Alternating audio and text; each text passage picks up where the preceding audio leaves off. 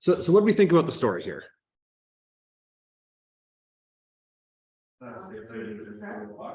Oh, sorry. Seems like he's been through a lot.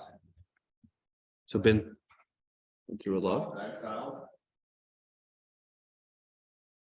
Yep. Or else.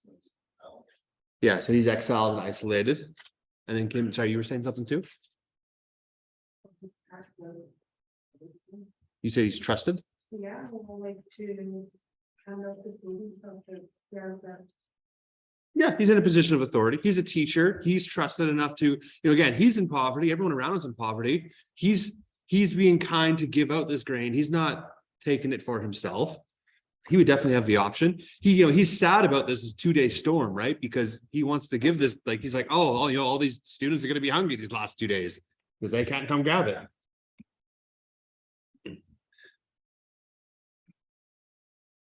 So we know he's isolated. We know he's really trusted. He's been through some type of situation. Sorry. He's very cared and worrying about, like you said, he's worried about the kids not getting the grade, well, for sheriff or trying to get us that. Yeah, absolutely. So we've learned a lot about him just in these, these short couple paragraphs here. What did I put here? So yeah, there was a quote in here somewhere about how everywhere else he felt exiled, which we've already brought up.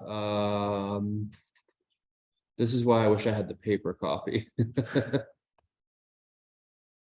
God, we've already talked about it. Screw it. So yeah, he feels exiled, of course. Now he's also, though, satisfied with what he has. He's not longing for more. He's satisfied. He's content. So that's him. Now, what about the land, though? So what's his feelings for the land? I think he's at home. So I'm going to ask you to stretch that. Why? Why does he feel like he's at home? Because he felt exiled everywhere else. So because he's exiled. So he's not actually exiled. He felt exiled. Yeah. Okay. So how come? So again, we're going to stretch even further. How come he feels exiled? Have we been able to piece that together yet with what we have read so far?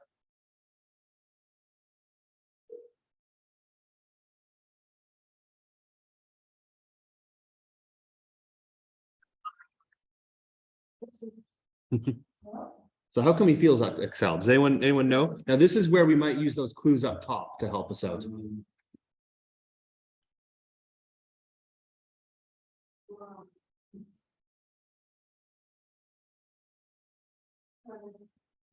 Like disbelief, I was totally off with the drought and everything. Well, I think I see what you're saying. Like I think I know where you're trying to get to right there. I think you're close. So he's feeling exiled. So where's he feeling exiled from? Like there's two, home, like from his. I don't even know like if he's away from this country. He doesn't feel like he's not with his people. Not with his people. Right, I have to call him. Yeah, no worries. So yeah, he feels like he's exiled. He feels isolated because he's not with his people. Again, he's in a tricky spot. This is there's two sides in the story. There's the Algerians. Like some kind of like police or something. Kinda. I I was mean, just gonna say, I got the same vibe. feeling from him is that you're bringing this guy that murdered Like his cousin, this guy, as all we know is he's a school teacher. Why was he must have some sort like in the 50s, we think people were religious, right? Yeah. And he's like living by himself. And, I mean, it's an old, like, again, this is like a school in the 50s. It's probably not, especially he probably was like some type of religious figure as well. Yeah, like, I mean, I don't know, school teachers back in the day slap you with a ruler. I don't know. I like that. Caregiver. Yeah. Yeah. Okay, so that's good. So we have some good information there. So this is a long question here. So let's break it down. So first off, I want to know how he reacts to his visitors. Now Balducci, he's the guy who's escorting the prisoner, right? So we want to know how he reacts to the fact that this prisoner is a murderer. And now Daru is told he has to deliver them. So Balducci's job was, I brought him up the mountain, you do the rest. I didn't understand. Yeah. Mhm. I didn't understand. No, and that's okay. That's why we're doing this. Yeah.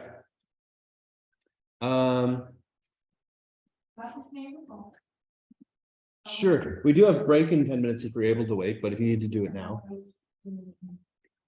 Okay, so let's start going through this then. So first off, let's talk about just the visitors. Make this red. So his reaction to his visitors, how did he feel about them? Disbelief because of the blizzard.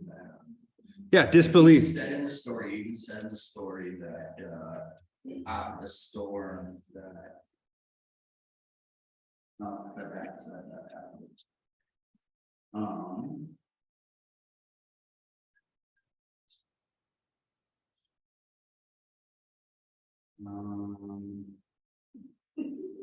That the travelers ended up staying were buttoned down, or like battened down, that there shouldn't have been any travelers, no fair weather.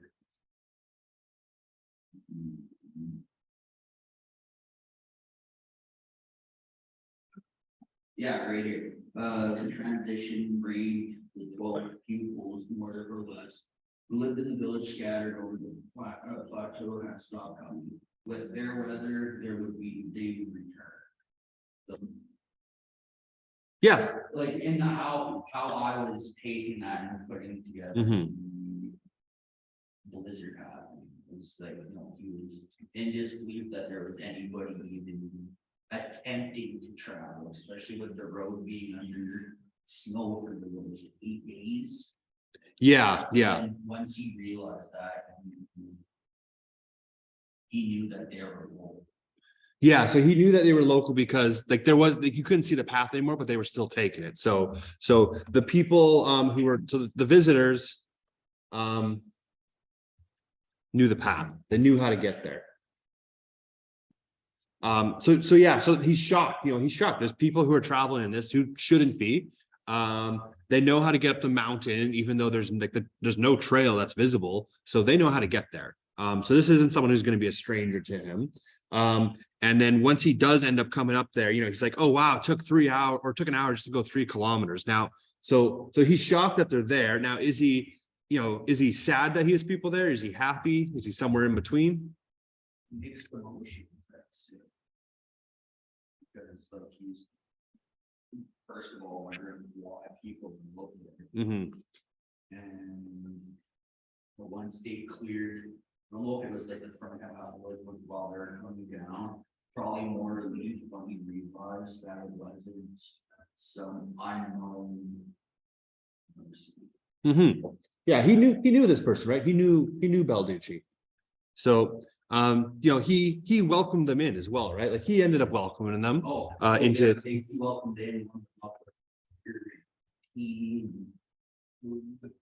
Yeah, fed them, let them warm up, all that stuff. Absolutely.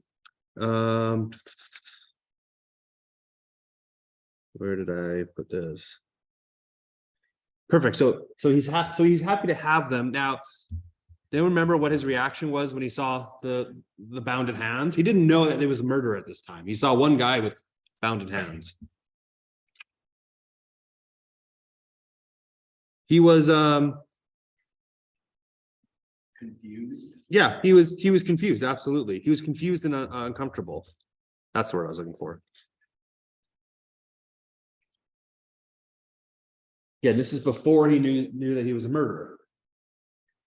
Okay, so yeah, so he welcomes them. He's a little bit confused. He's a little bit worried about that, but he's being a nice host with his visitors. Now, once he figures out that the Arab, the prisoner in this case, is a murderer, did anyone remember what his immediate reaction was the second he heard it? Shock. It was on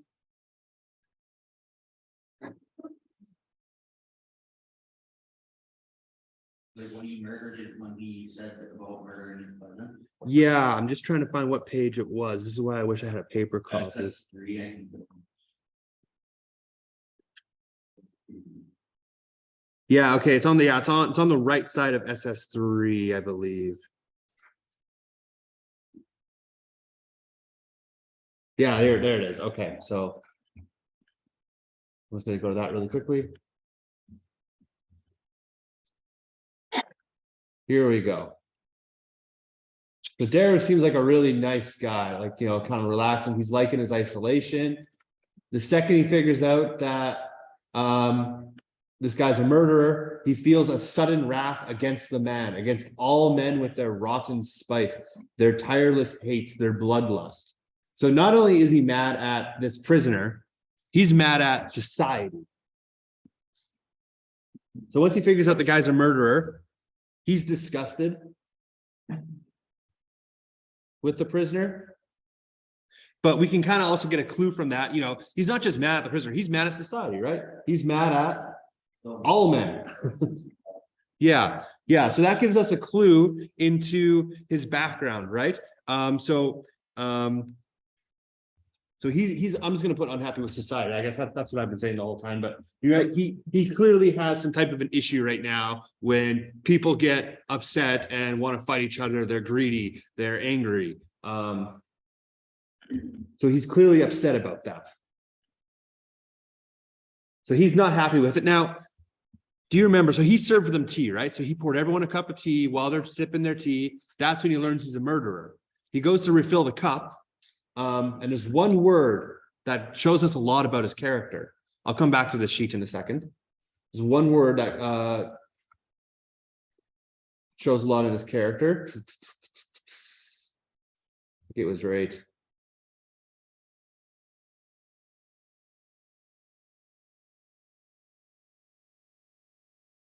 Oh crap, where was it? That's the bottom, I think. On the left there.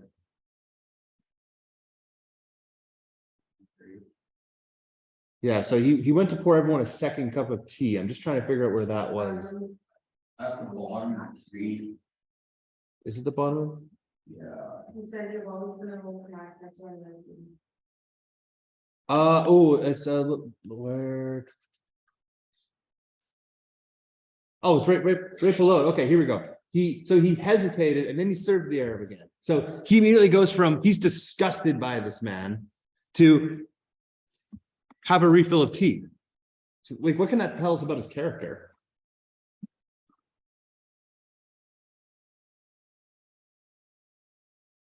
That's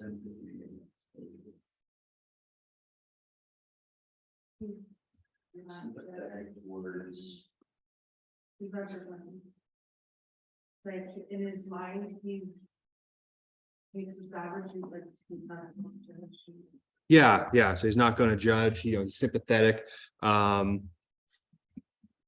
okay, again, he's disgusted at this point, but he still refills his cup. He hesitated a bit, thought about it, and then he did it anyways, right? So he's I guess like self-aware enough that it's not going to have him affect his actions. He's not treating this guy like dirt just because of that.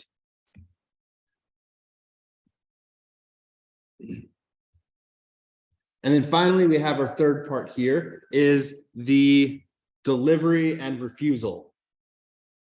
So remember, Balducci, that's the guy dragging the prisoner, right? He brought him up this hill to give him to Daru, the school teacher, to be like, okay, I've done my job. I've delivered him to you. Now you need to take him the rest of the way to the prison. That was the orders that he was giving. And then Daru says, no. Screw you. Pretty much, yeah. So he says no. So first off, are we surprised by this? Are we surprised that he said no based on what we know at this point about him? Yes and no. No, because he's doesn't like the murder or such. Kind of bullshit. So he doesn't want to go through something there to get, you know, but he's. Very punishment or.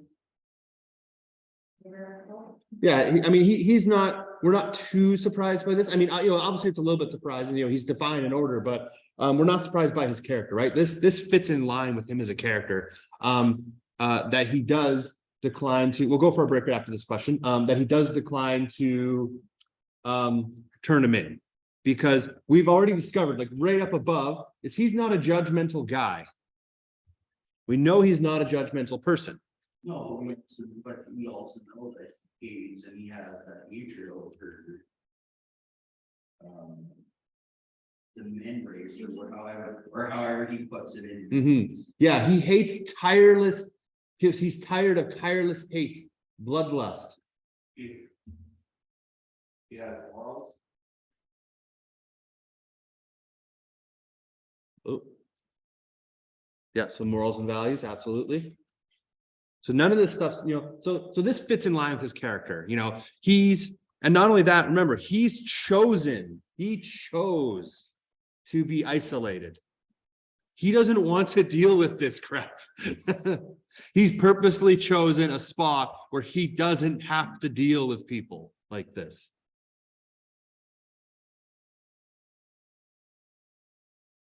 Okay, so that's why he refused. Now, what did oh, I guess that's not on there. Okay, yeah, so that's question 3. So tell you what, we'll go on break right now. We'll finish up the rest of this as we come back. So where we left off was, so he's declined to take this prisoner. Now, what's the reaction that the person who delivered the prisoner to him had? Right, he was a bit shocked there. Absolutely.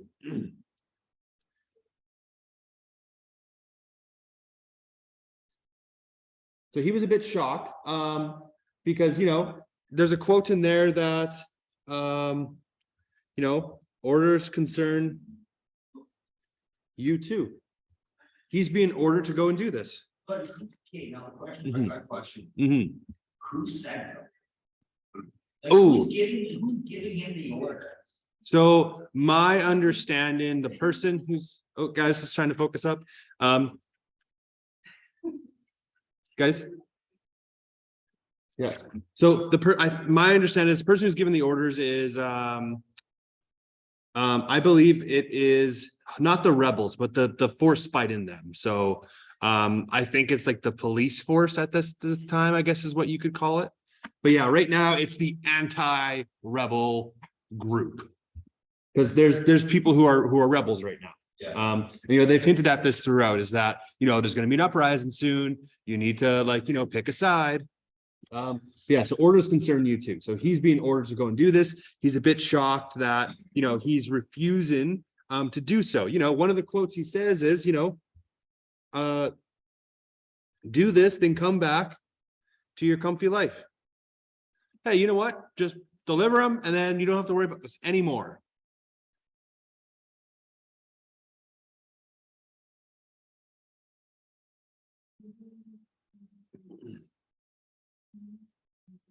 So remember, so this guy's job, he's an anti-revolutionary, right? He's to try and maintain peace and order as well. Like so he has a couple different responsibilities. And so right in front of him is a guy who's telling him, nope, not going to do it. Not going to do it. Going to let the murderer go. Not going to do it. He's armed. What do you think would probably be a reasonable course of action given the situation? Is that this guy's not going to do what I'm telling him to do? Yeah, right. So if you actually, we can't really use that though. If you actually, he is armed. Daru is armed though. Daru has a gun, but he doesn't have it on him. Whereas Balducci just pulls out a revolver, right? Like, you've just told me you're not going to do what I'm telling you to do.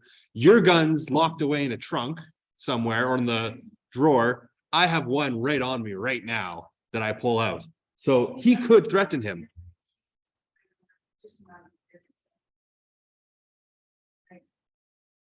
I could do anything, hold him in, like, in bed or something, right? Yeah, yeah, like he has, so so Balducci, It's like. Because I feel like he's some kind of religious one. Daru is? Yeah. Yeah, I think so. Probably, yeah. But so Balducci has the, he could punish Daru for this in some case, right? Like he at this point, he has that authority. He has that power over the situation. But he doesn't. So because he doesn't, like, you know, and you know, part of their conversation is, I'll come back to this in a second. I'll come back to this in a second.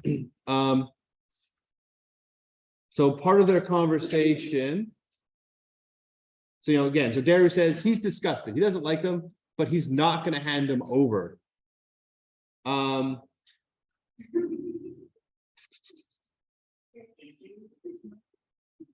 So, and he says, like, I'm going to have to tell them that you're, so I'm going to have to tell them that you're,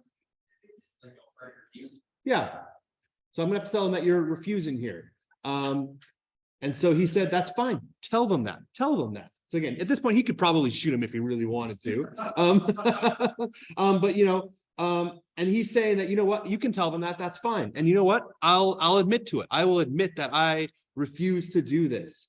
And then he's like, okay, well, why don't you sign this paper? And he's like, well, you know, I mean, you can trust me, like, I'm not going to lie about it. So we can kind of glean from this that they're friends, right? They're friends. And remember, Balducci knew the path up this mountain, had no trail. They know each other. They seem to be okay in each other's companies. I don't know if maybe a friend's the right word, but they're acquaintances.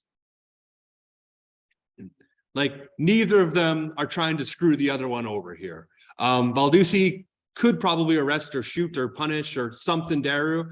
Daru could be like, nope, who's going to believe you? You know, maybe the prisoner overpowered me or something, right? But they're probably friends.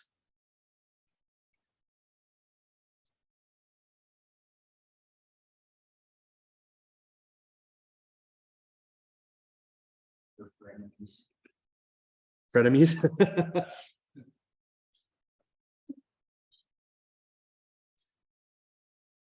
Okay, so really quickly, just go take a look at that chapter on SS4, page 4 and page 5. Last paragraph, page 5. Then there's something that starts with for some time. It's near the bottom right on page 4. I'll just give you guys a minute. Just do a quick glance at it. You don't need to fully read it. Just refamiliarize yourself with it. It's been almost an hour since we've looked at that. So yeah, the reason he requested this post in this little town was because he seemed to be kind of sick of just like society, right? He wanted to be away from it all. So he chose to go at the base of those hills. Now he was told he has to go up the hills. So what we're going to talk about this later, but so he chose to be at the base. He had to go up further north. He was told he had to. We'll talk about that at the end. And then this very bottom line here. So no one in this desert, neither he nor his guests mattered. And yet outside this desert, neither of them, Daru knew, could have really lived. Does anyone have a guess as like what that actually means? Like, he doesn't matter. Neither of them matter. And neither of them could have lived when they're outside this desert.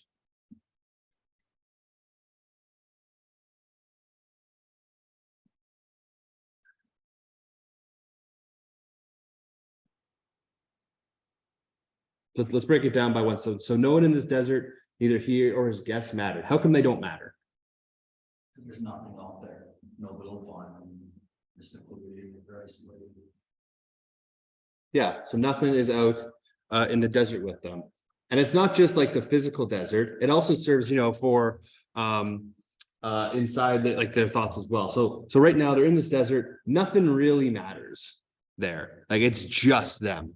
Just them. But how come outside this desert they couldn't have really lived? Like what's outside this desert right now? The rebels. The rebels, and then like there's the two groups, right? There's the rebels, and then there's the colonists. So what happens if the prisoner was to return outside the desert? Sorry? Probably killed. He'd probably get killed, right? Like he's made a name for himself now. He can't live freely outside this desert. Daru, he can't live freely outside this desert. He chose to get away from it all, and it still came towards him. So outside the desert, they both have responsibilities and allegiances, right? Daru is told he has to work for the French, right? He has to try and keep the calm and order. This prisoner is part of a group of rebels as well. This isn't why he was imprisoned, but he is, the worry is they need to get him out of there now. Otherwise the rebels are going to stop it entirely from happening.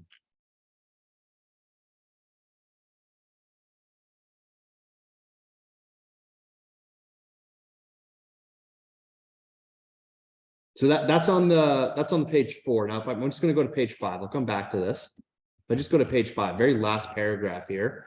I highlighted a part of it, but did anyone have like any just comments on this entire paragraph here? Like this is when they're trying to sleep, right? It's like they don't touch each other and then They which? they don't touch each other. Yeah. So initially, they did not trust each other, right? Daru's like staying awake at night. He's like, oh crap, I wish I had my gun on me right now. Yeah. So yeah, so the prisoner gets up, and what's Daru thinking at this time? He's like, oh, the prisoner just stood up and he left. What's he thinking? He's running away, right? He's running away.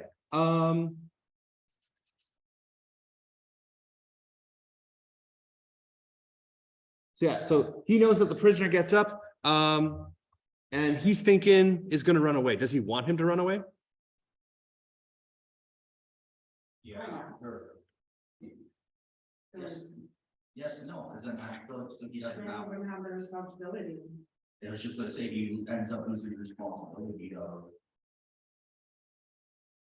Aiding him.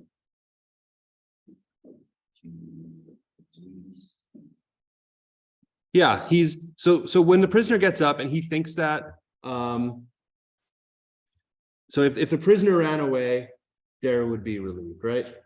Because he doesn't want to deal with any of this. He wants the choice to be made for him. He wants this choice to be made for him.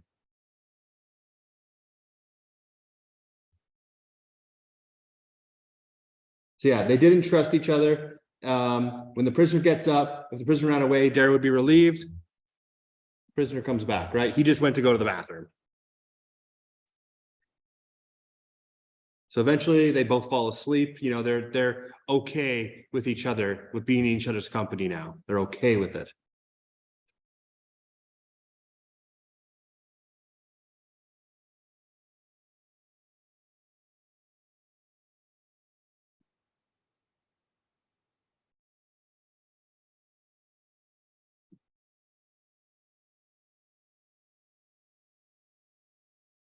And remember, he chose to be isolated. Ooh, yeah, sure.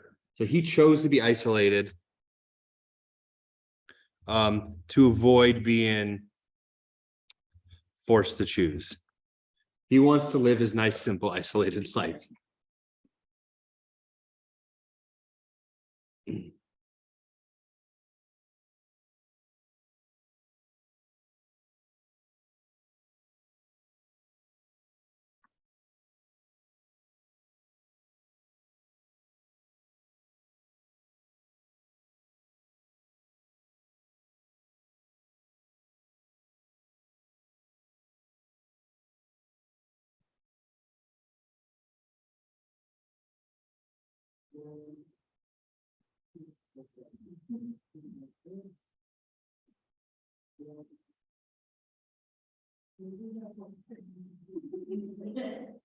Okay, so for our next bit here, so over these, a couple pages, the relationship between Daru and the prisoner, they change, they evolve. So let's kind of like walk through like, so what's our relationship start with and where does it end up at? Like what's along the way? So at first, what were the thoughts of each other?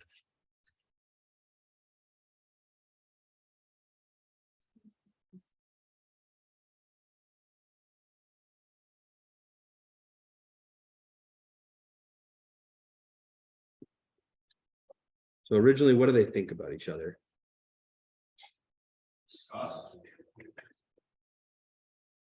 Yeah. Well, we definitely know Daru's disgusted with the prisoner. Disgusted and scared even of each other. Because remember, the Arab asks, Daru, are you the judge? Right? Like he thinks that this is the man who's gonna like sentence him or kill him, perhaps. And Daru, of course, is disgusted at, this is a guy who killed someone. So yeah, at first they don't like each other at all. But slowly, of course, though, they begin to trust each other, right? Well, because like, if, when they spend the night together, it's just like in the army, Mhm. they're forced to trust each other. Yeah, well, I think it's just a natural thing after that. I mean, again, this guy's a prisoner. He could have just bound him and like made him sleep on like the floor. Yeah, yeah. Like Darius treated him nicely throughout it, right? So Daru treated the prisoner with respect. We don't actually know his name. So Daru treated him with respect throughout the entire thing.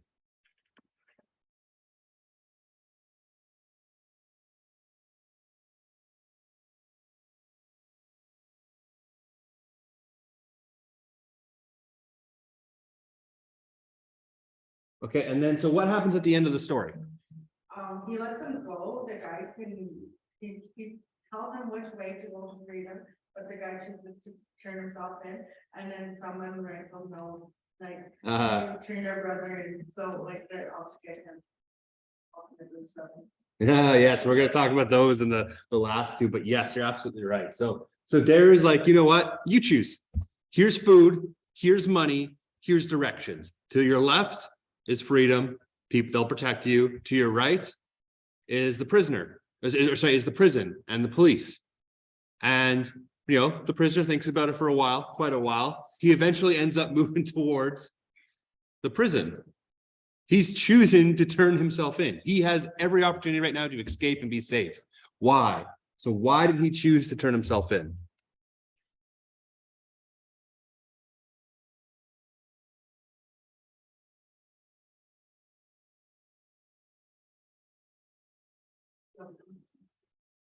Guilty conscience, possibly. Might be feeling guilty. There's a little bit more to it, though. So he's feeling guilty, but there's another reason as well. Like, he knows he'll get in trouble if the prisoner doesn't show up, but he doesn't know that he'll get in trouble in another way if he doesn't show up. Yeah, so the prisoner knows that if he doesn't go, If he Daru's in trouble. He's gonna return the favor, but Mhm. either way, like he's fucked.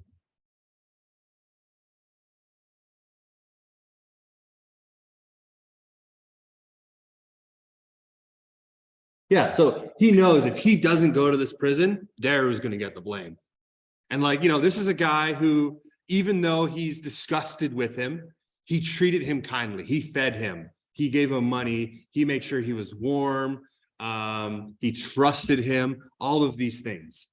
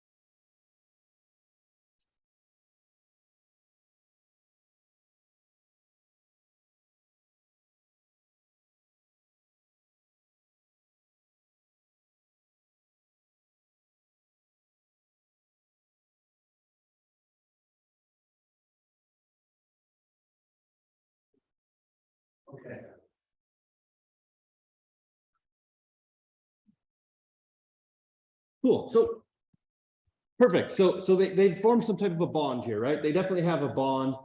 They're concerned about each other's future. So now we want to take a look at the land, right? We know Daru loves the land. He's chosen to be there. He likes the isolation. Why? Like, Doesn't have to deal with the BS. So he chose to be isolated. We'll make that red. So we know he chose to be isolated, to stay away from the outside world. I'm just going to put problems, right?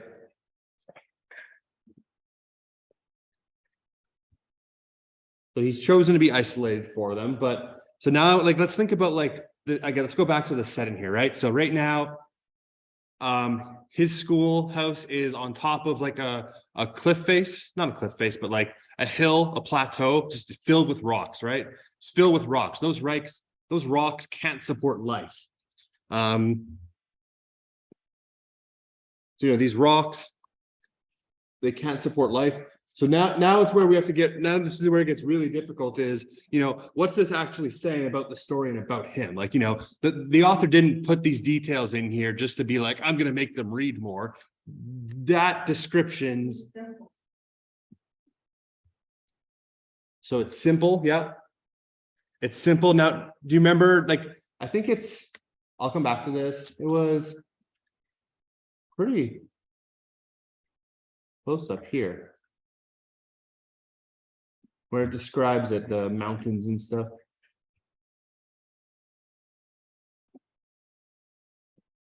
Here we go. This part here, it's the second page, it's the middle of the left paragraph here.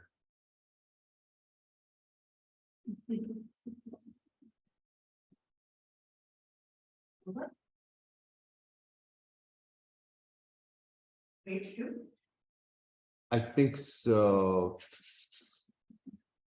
Okay, that's not what I'm thinking of. So I guess I'll just kind of go into it. Remember, these rocks, they can't support life. Towns are built there, then the towns die. So it's an area. He chose this area so that other people wouldn't come.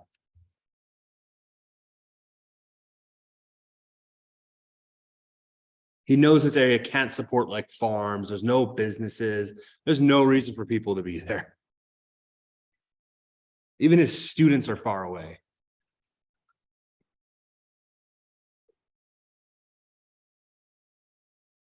Now I'm going to put a couple quotes in here.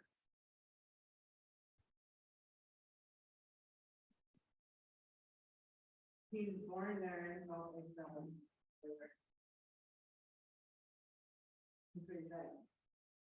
he feels like a lord. Yeah, it feels like a lord. Yeah, it's his own little kingdom. A vast expense. So I put two quotes here. So, and this is kind of as he's, taking a prisoner to his cliffside before he lets him go, right? This is right before this, as the snow is melting. There's like words about like, it felt like the air itself was vibrating because of all the snow melting. So there's lots in here, so we won't go through all of it, but nothing but a sky on the horizon, not a man could be seen. This kind of links up to what we've done above, so I'm not going to actually go into that, but it's a nice quote. Next part here is, it felt like a rapture before the vast expense. So it felt like a rapture before the vast expense. And that was on. Here we go. I'll come back to this. I'll come back to that. On page 6. So this entire paragraph here is really, really good, but here we go.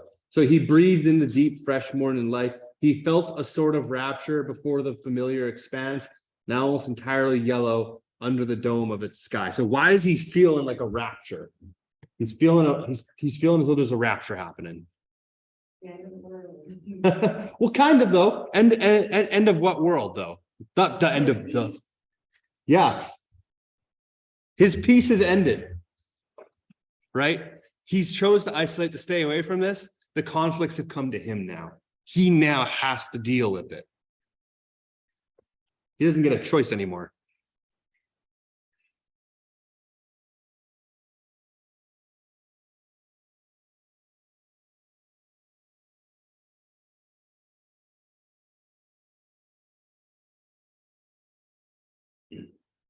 And I want to reintroduce this thing here as well. So remember, he wanted his school to be at the base of the hill.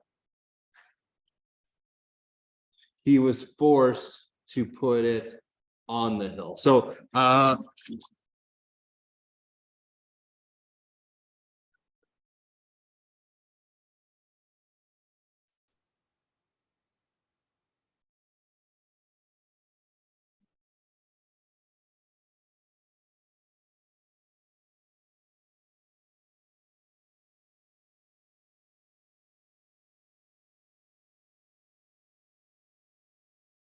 everyone able to see okay?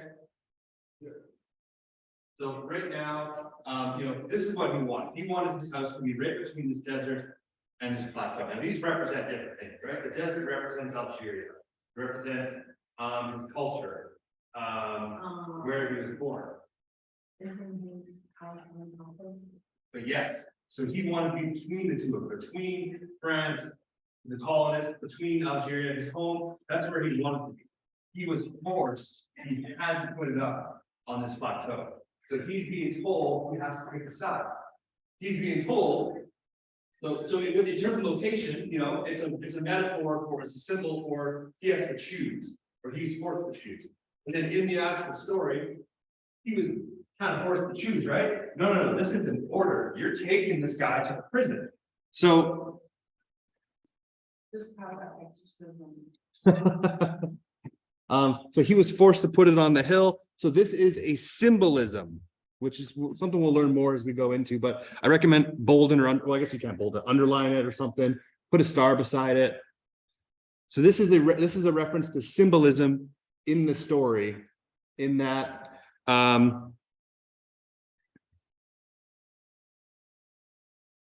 it's a symbolism in that his school was forced to be on one side, France.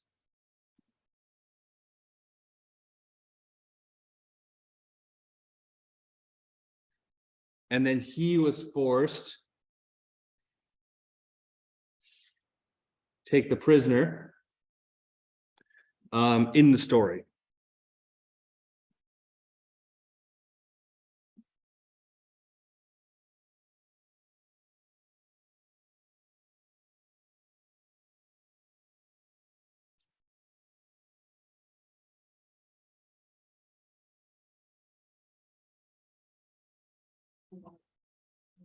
So there's a lot of writing there, I know. It's repetitive. Some of it is definitely, yeah, like the isolation, the forced choosing. I mean, like. Schools first, schools first. Oh, I see what you're saying. Yeah. That's fair.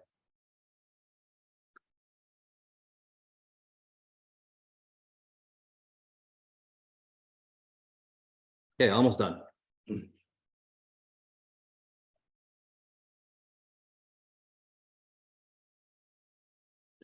France and Algeria are borders. Not quite. They have the it's very, very front. Algeria is in Africa, isn't it? Yeah, so Algeria is this red thing here, and then France is right across. So here's Italy, and then there's France right here. So they're colonizing by sending ships across this crap. What is that called? Oh my God, I've studied this so much. That body of water, what is that called? Gulf of something. I'm sorry. Isn't it Red Sea? Or- Yeah, I have to Google it. Like I've studied international conflicts in that blood. Let's find out. What is that called? Gulf of Guinea. Gulf of Guinea? Yeah, as a gateway between Sala and the Lake Chad region, the Atlantic Ocean, the Gulf of Guinea is democratically. Okay, here we go. So yeah, the whole thing's the Mediterranean Sea, and then then it goes into those smaller classifications. Absolutely. Like, is it?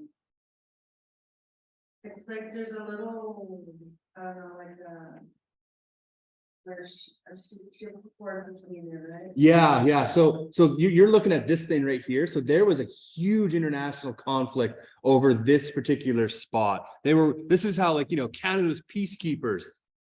That's where we got known as peacekeepers, because we were sent in to, like, okay, everyone take a chill pill. Because, like, there's if you control this sea, you control a lot of power. So in this, I think it was the 70s or 80s, there was a lot of conflict in this region.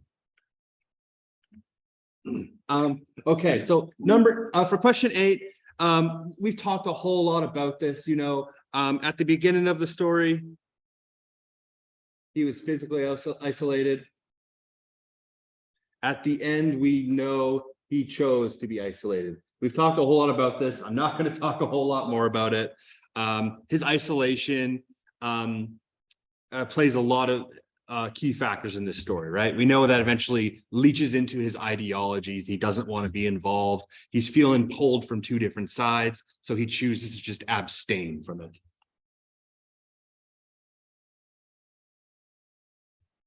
So he chooses to abstain from being forced to pick.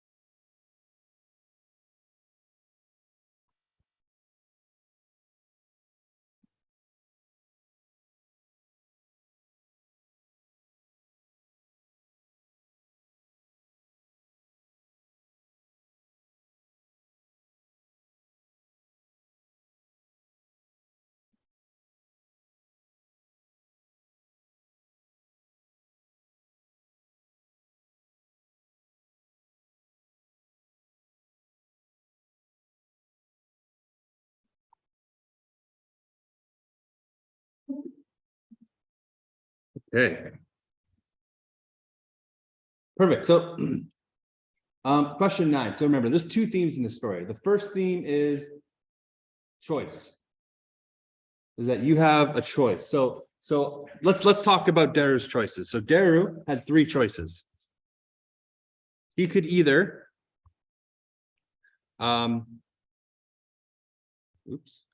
he could either take him to prison. He could let him go, or he could do nothing. Those are the 3 choices he had in this situation, right? So let's talk about, like, what does this leave? So what happens if we would have taken him to prison?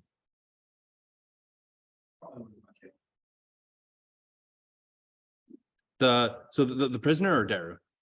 Like the prisoner. So the prisoner, probably, yeah, yeah, would have been killed, or he would have faced some big punishment, right? Yeah. So prisoner would be, I'm not gonna put kill, I'm just gonna put punished, right? He'd be punished for his crimes. I don't know what that is at that time. That might be they just shoot the man or cut his head off. I don't know. But we don't know what it is. But, like, he's gonna get, he killed a guy. He's gonna get punished really severely. Oh, get punched. All right, you're good now. Had a good right hook. So prisoner would have been punished. Now, as we know, what ended up happening was he let the prisoner go. The prisoner chose to go to the prison. He comes back. There's a message on his board. Anyone remember what that message said?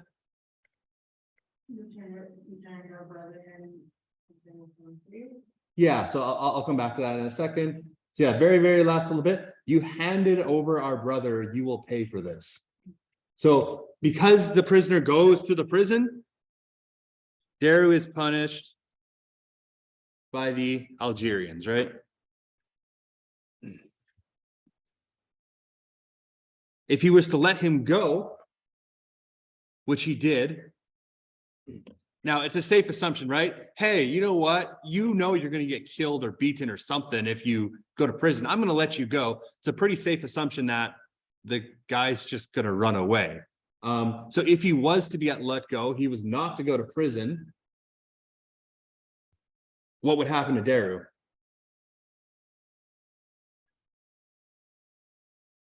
He can't. So I want you to hold on to that thought for a second. So if Daryl would have let the prisoner go, and which he did, but if the prisoner would have chose to like go back home or something, Daru would have been punished, right? He would have been punished. He didn't fulfill his orders. So this is a classic situation, Kim, of you're damned if you do and you're damned if you don't. There's no winning move here. You're screwed whichever way. You're screwed either way, right? So he breaks his values, or he follows the orders and breaks his values. And like now he's getting punished by the Algerians. He didn't know this would happen, but that's what's happening now. Or if you let him go, he knows he's going to get punished by the French. And then of course he do nothing. He tried to do nothing. He did, right? Oh, thank God, he's running away when they're sleeping. You know what? I'm gonna let you pick what you want to do. So he also said, okay, we'll do nothing. Didn't work. So doing nothing is an action, right? Doing nothing, you are still making a choice.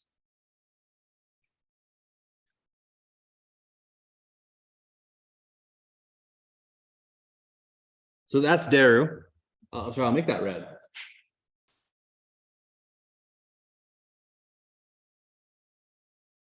Next, we have our prisoner. Now, our prisoner had two choices, right? He had two choices. He was let go. He could either go to the prison or he could run away.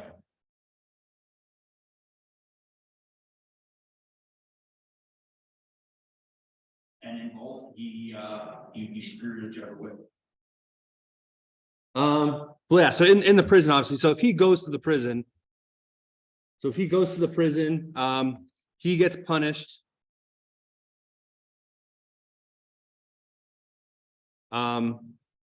And Daru doesn't. This is what he's thinking at the time. It's like, okay, if I go, Daru's not going to get punished. This guy who's been nice to me, even though he hates me, he'll be okay. Now, if he chooses to run away, he might not get punished. But remember that quote, it's like, neither of them are going to be free outside of this desert. He's going to get accountable for his actions at some point. Like, he's going to get found out. But so he might not get punished, but probably will. And then Daru will get punished. Again, this is through his perspective here of what's going to happen.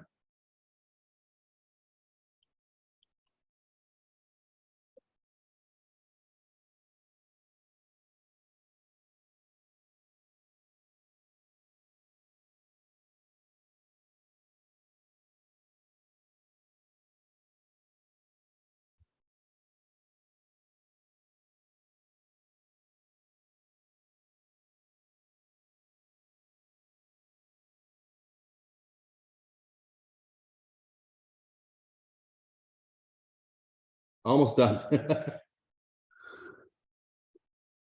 Uh-oh. You. There we go.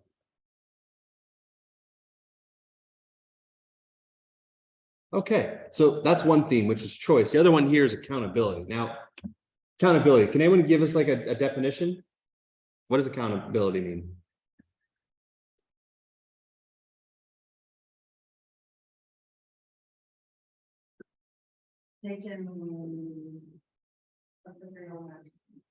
Responsibility for your actions. Yeah, it's responsibility for your actions, right?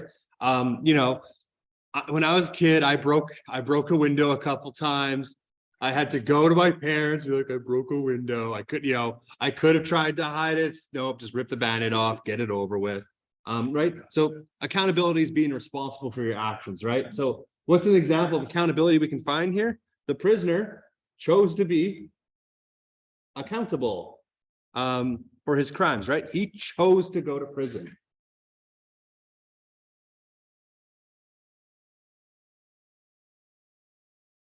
So there was the word here I'm going to use is futility. There was no point. There was no point of fleeing from the punishment.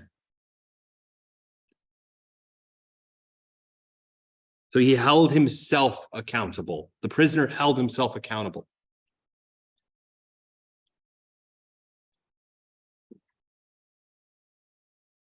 So that's the prisoner. Now, our other main character in the story, of course, is Daru, right? Now, for him, he tried to be neutral, right? He didn't want to be accountable to one side or the other. He didn't care. So he tried to be neutral. It didn't work. There is no neutrality. So if you sit there and do nothing, that is still a choice. You're still choosing to do nothing.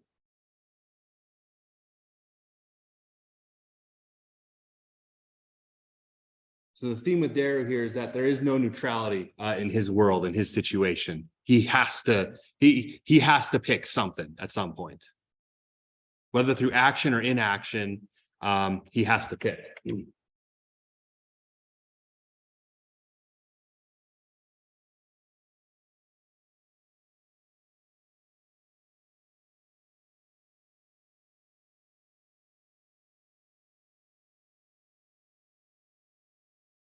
Oh, sorry. Blocking everyone's way. Let's do that.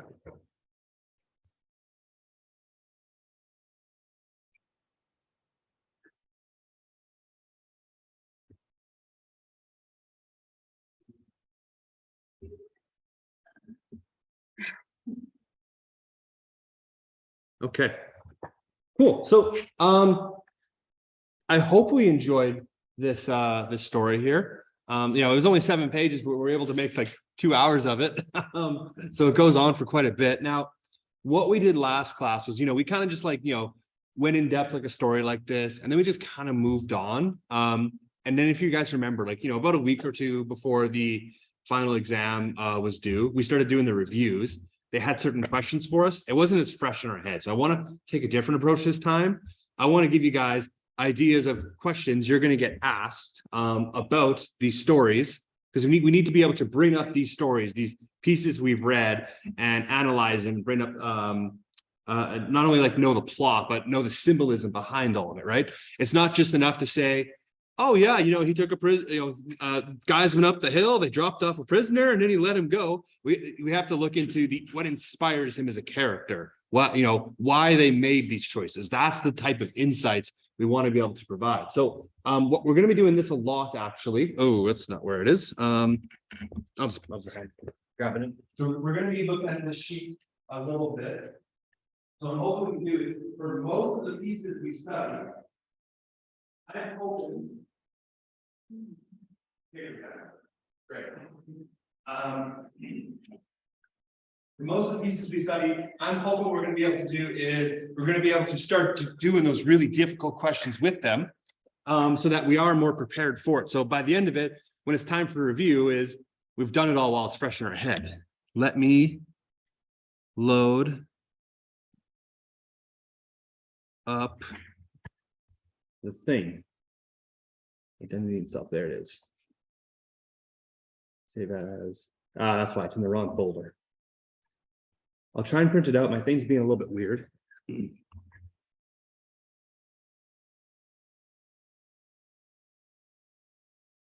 we go. So I'll print this out. We're gonna have a lot of these, but basically, what I'm hoping you guys can do is, I have some questions here of things that we might be asked when it comes to identity and self. So the whole thing is, we want to learn to be able to analyze who someone is, what they are, why they are that way. So I have a couple of questions here. So, what makes unique, human nature? Do we see ourselves the same way? How do our values affect our lives? How does being a member of a particular group affect our identity and sense of self? That's something that relates a lot to this story with our main character. He has an identity and he's getting pulled from 2 different ways. So what I'm hoping you can do is I want you to pick 2 of these. I'll print off this sheet once I get the paper jam cleared. I want you to answer these 2 questions here, at least 2 of them. And I want you to try and write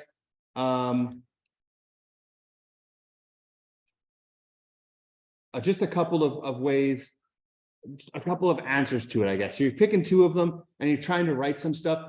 it can be in point form. You ideally want to try and do a paragraph or full sentences, but just do it while it's fresh in your head. Because if you look at this in a week from now, if you look at this in 6 weeks from now, it's not going to be nearly as fresh. So I'll hand this out here.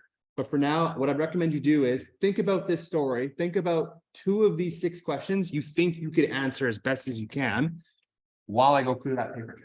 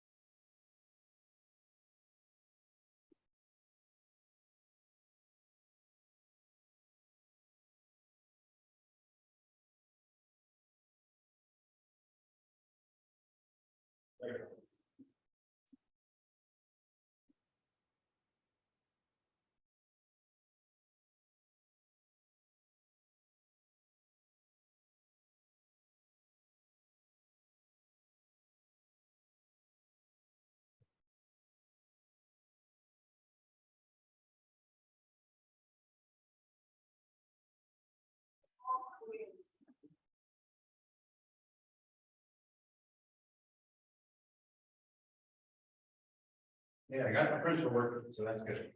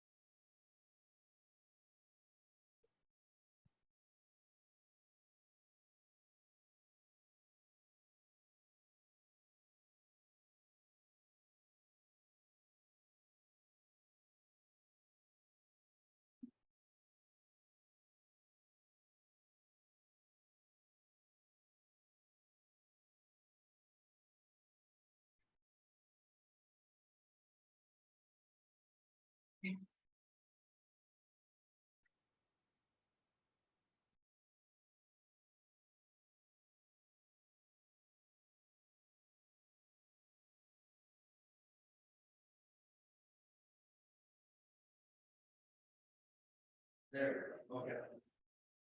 So you will want to keep these.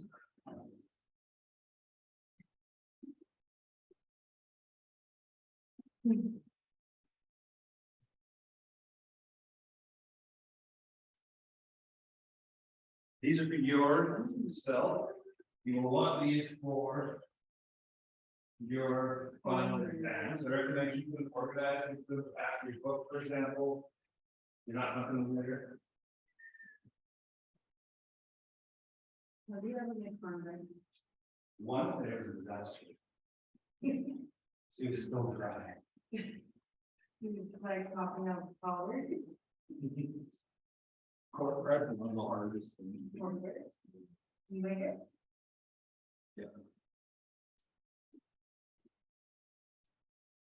Like, obviously, Remember? obviously, well, they look like their names. And then like, their little pivots, Oh, okay. so I made those. You got a little, you, But you part of it, honey, it's like, honey barbecue, like it's, it comes with barbecue stuff, like it's real popular on this, you know.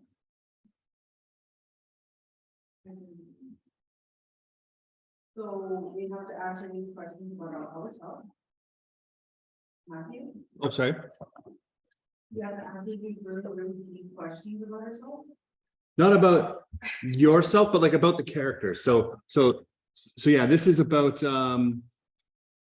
the guest. So make sure you like, put the guest, put the author, it's Albert Camus, put the genre, it's a short story.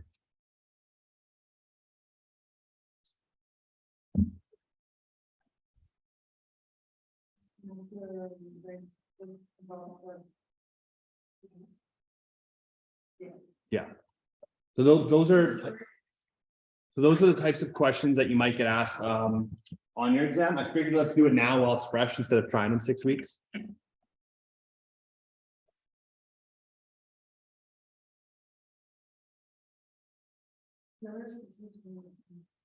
What is the genre of this? Oh, sorry. What's the genre of this? The Genre. Oh, genre, this is short. Yeah. I guess it's technically fiction. That's for you, because when we do some review, when we're preparing for the final exam, this will be really helpful for that, because then like it's gonna be hard to remember 6 weeks from now. I'm gonna type mine out. You can type it out for sure. Yeah, I'd recommend like maybe instead of like putting like 20 different files, maybe put like a, I don't know, like, Review. yeah, like a review file. That's a good way of putting it.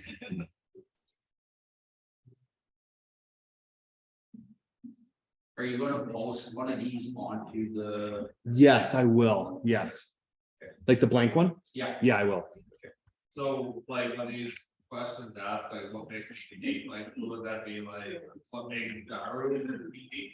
Yeah. So like what makes what makes Derry unique? Like, he's a really unique individual, right? Like you're looking at, it's not just, oh, he lives on a hilltop as a school teacher. You're looking at what makes him as a person unique. Like he's trying to avoid conflict. He doesn't want to make choices. He's disgusted with this prisoner, but yet he's still like willing and able to like help him out as best he can, let him free. Like, so you're looking at like the motivations for like why, how come he is doing that? So we want to try and do more than just summarize the plot. We want to really try and dig as deep as we can.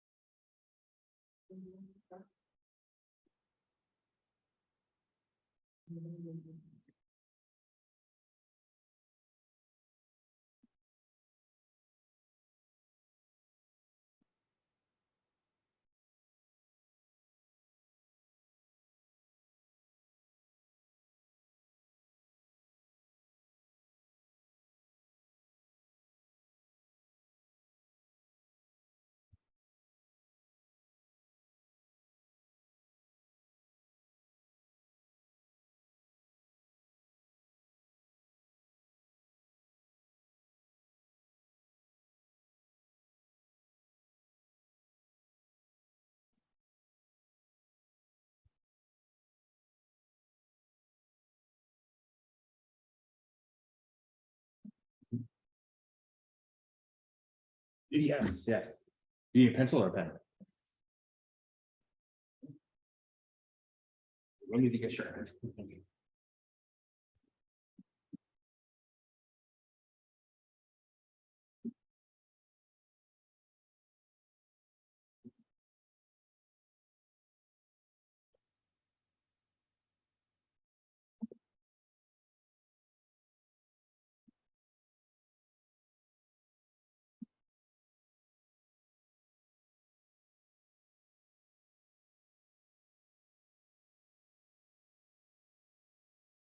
ever gonna use like this table for any of the short stories we read, or?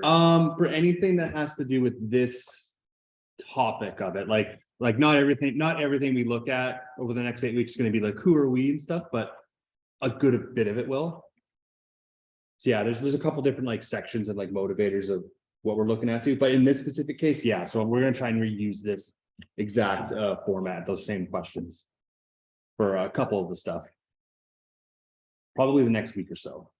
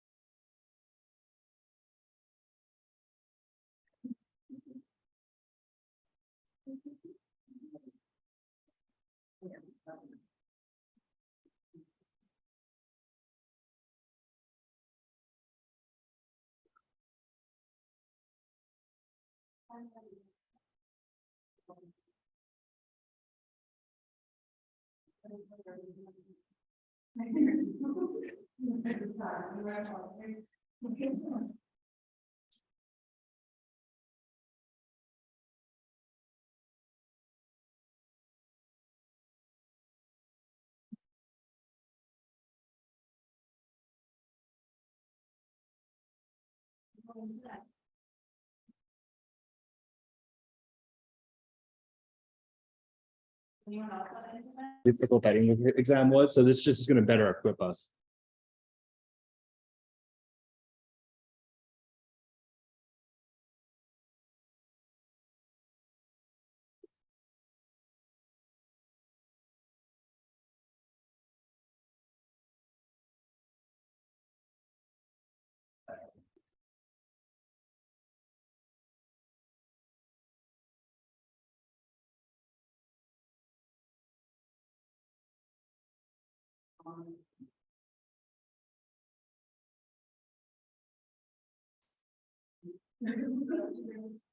Yeah.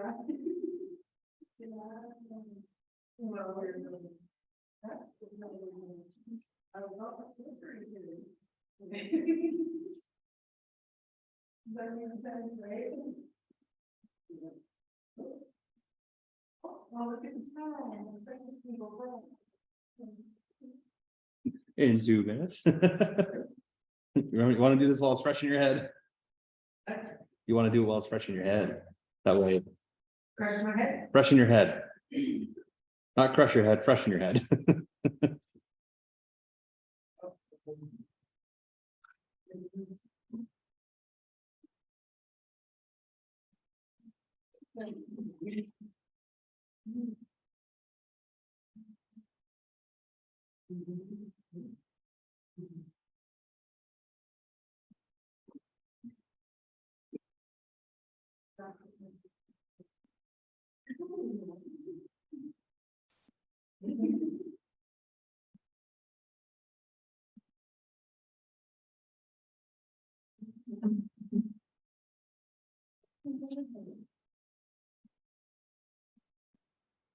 Almost right.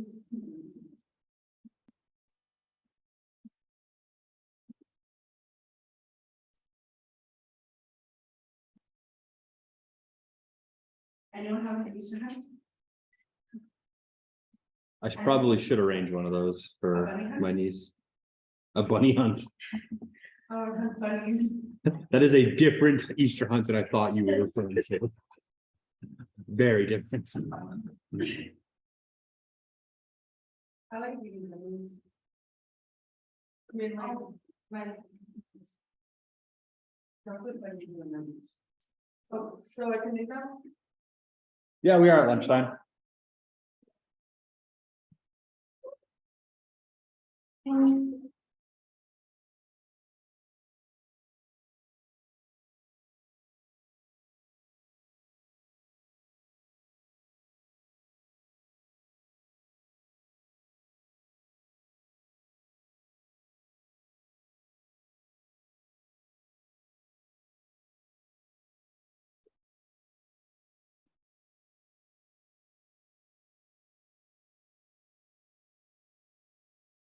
I'll see you more.